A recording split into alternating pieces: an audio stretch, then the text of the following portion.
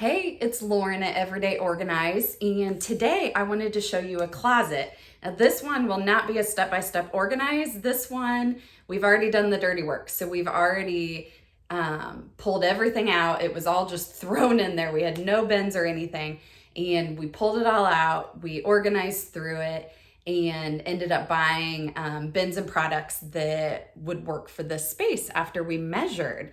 So after we did that, step one, we pulled everything out. It was all over the floor in our office. We organized by type of items so that we could figure out how much we had of each. We threw away the things we didn't need. And then we went in here with a tape measure and we measured the width and the depth and the height of each shelf.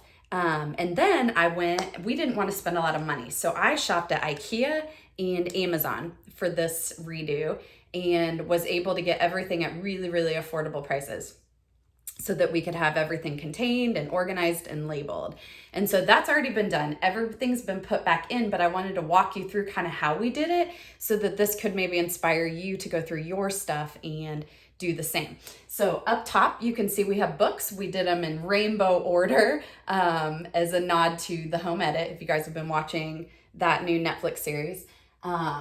These were just school textbooks and different books that from work that we felt like we needed to keep still. So we put them all up top since we don't use those much.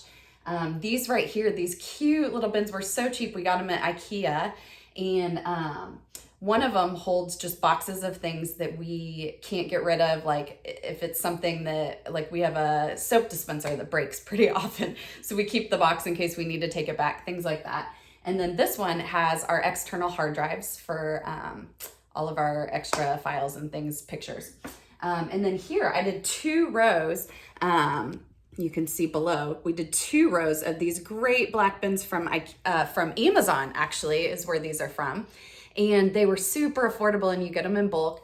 I actually went in and labeled them with a label maker that I'll link that was $25. A friend gave it to me, actually. I think you can get it at just a Walmart for very affordable. These file boxes I got at Home Goods. They always have them there. They're different colors a lot of the times, so you have to find 2 that match if you want to, but they always have them at great prices at Home Goods.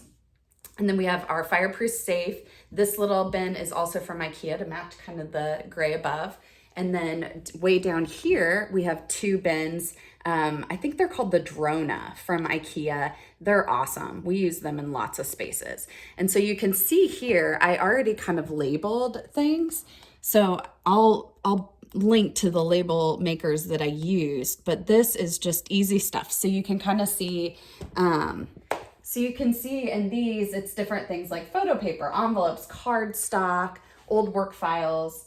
Down here are taxes, tax returns that we need to keep for, I don't know, a certain number of years. Car documents for the cars we've had, manuals. I don't know if you knew, a lot of manuals you can get online now. You can just Google them. So there's no need to keep many. We just keep the ones we refer back to more often. And then retirement. And then we made a file folder for each of our homes that we've owned, just for like the old paperwork, things that don't have like social security numbers and things on them. And then these personal files are awesome. They open into a file box. I got white file folders because I love the white.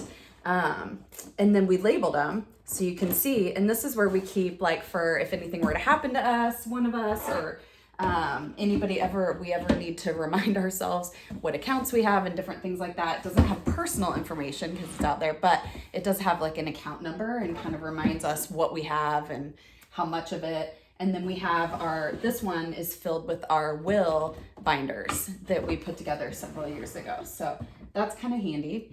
This guy holds like our extra checks in case we ever need to write any. That doesn't happen as much anymore.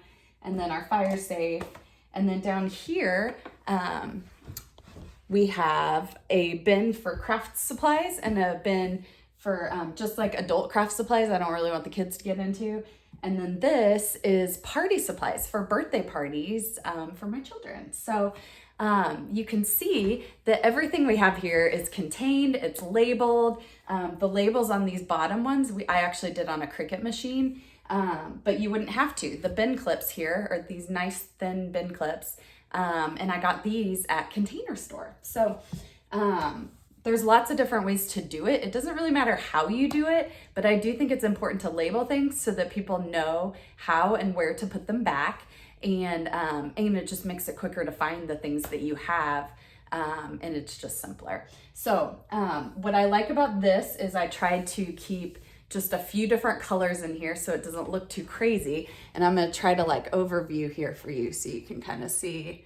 So there's the books at the top, and then we work our way down, and then we have the bottom. So that's our office closet redo. I hope that it gives you some fun new ways to try to organize your closet, and I'll link all the products that we used below the video.